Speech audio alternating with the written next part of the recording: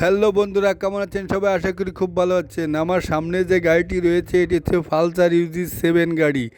এই গাড়িটির মূল প্রবলেম হয়েছে গাড়িটির তেল ওভারফ্লো করে তেল এয়ার ফিল্টারের ভিতর ঢুকে গেছে। কিন্তু এই গাড়িটির যে সমস্যা রে ভাই, এর যে এয়ার ফিল্টার খুলতে গেলে এই গাড়ির একেবারে ফুল সব খুলতে হয়। দেখেন বন্ধুরা, সিট ট্যাঙ্কি খুলে, তারপরে এই যে এয়ার ফিল্টার বক্স খুলে, সাইডে যে পাদানি আছে এই পাদানি খুলে তারপরে এয়ার ফিল্টার বক্সটি খোলা হয়েছে। কিন্তু এই এয়ার ফিল্টার বক্সটি এবার লাগিয়েছি, আপনাদের দেখানোর চেষ্টা করছি যে এই যে কোম্পানির যে ইঞ্জিনিয়ার সে কি খেয়ে যে এই করেছে তা তো বুঝতে পারি না। এই জন্যই আপনাদের দেখানোর চেষ্টা করছি। এর এয়ার ফিল্টারও দেখেন নষ্ট হয়ে গেছে। এই যে UG7 মডেলের গাড়িটি 76 এর এই যে মডেলের গাড়িতে এই যে এয়ার ফিল্টার কার্বোরেটর খোলার যে প্যারা, এই প্যারা খুব বহুত প্যারা ভাই।